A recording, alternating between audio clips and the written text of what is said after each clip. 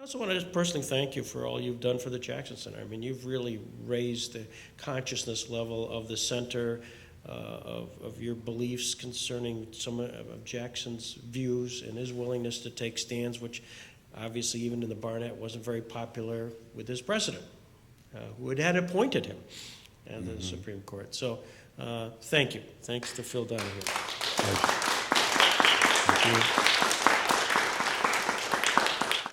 From 1974 through 1996.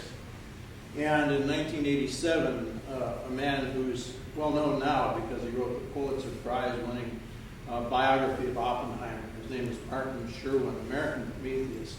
The biography of J. Robert Oppenheimer, called one of our historians and said, we're going to do a Spacebridge for students at Mendeleev University in Moscow, and Tufts, which is where Martin Sherwin was at the time. And that Spacebridge is going to talk about, at that time, global food supplies. So they did. In 1989, they wanted to do this again. Sherwin was working on his book. He was in Moscow a lot. And he said, we can't do it. Would you at Bowling Green take this Spacebridge? And we did. And so we did a Spacebridge between students at Mendeleev University and at Bowling Green on, at that time, global warming, because there was an environmental group at Mendeleev University in Moscow. And so we did this symposium on global warming. 2 years after that, we began to invite students. It turned out that the president of the university and I, with the chairman of the board of trustees, went to Moscow to sign the agreements with the Spacebridge, your words. And 2 years after that, students began to come from Mendeleev University to Bowling Green State University to study in our new program in the photochemical sciences, our PhD program in photochemical sciences. Tom Hagen and I share the same lawyer in a business relationship. My business is run entirely by Russian immigrants who are now American citizens who came to get advanced degrees in physical chemistry and organic chemistry and physics and material science and studied at our university as a result of it. And as a result of this Spacebridge with Bowling Green, I would say 300 Russian students have gotten advanced PhD degrees in the physical sciences from that particular university. Here? Here. And they stayed. They're founding businesses, and they're becoming American citizens. So about 1,000 people have come as a result of that, intellectual at the highest level.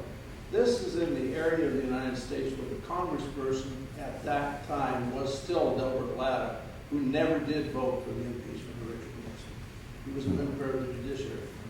So you don't really know how important breaking down those barriers was. Amazing. In 1986, 87, 88. I happened to watch the Pozner interview from Chautauqua in a Polish home because we were guests of the Polish Academy of Sciences at the time.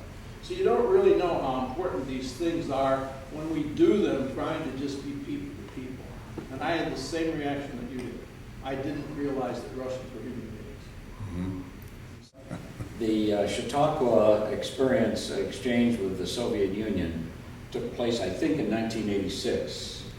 And we went to Riga, Latvia, and Jurmala for a kind of a Chautauqua exchange program. We were held hostage, though, before we went there, because Danilov was taken prisoner, the reporter Danilov, in Moscow. And until he was released, or they negotiated a release for him, the State Department kept us in the United States for 3 or 4 days, as I recall, in Washington. Finally, we were allowed to go over there. But that was I think the first time a group of people went into Latvia. At that time, it was a kind of a walled-off country. We weren't allowed. You weren't allowed, yeah. I think this was in 86, I'm pretty sure. Then in 87, a Soviet exchange group came to Chautauqua, and many of us took in Soviets into our house for that whole week. I remember we had one man who was a PhD in Pacific Rim economics, and his partner, and he spoke very good English. His partner was a machinist, but he was a member of the Supreme Soviet, So he was an important person. My wife used to tell them in the morning that if they didn't get up to get to the program on time, the KGB would come to get them. I'm not so sure how true that was, but I think there probably was some KGB people here. And then I think it was the following year that they had the Soviet-American exchange in Pittsburgh that you had mentioned earlier. So that was a great experiment, I think. And some people credit that exchange from from Chautauqua to the Soviet Union as a very important point in our Soviet or Russian-American relations. And everybody behaved on the American side, I hope. Yes. No Yes. drunken uncles. And it was a very a great experience for all of us.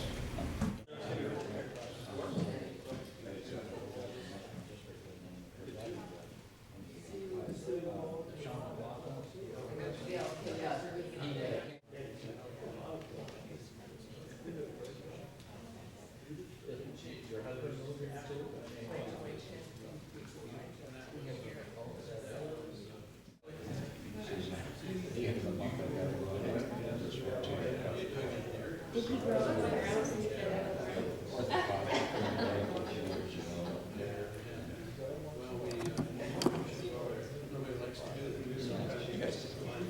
Yes. It's not going to get any better.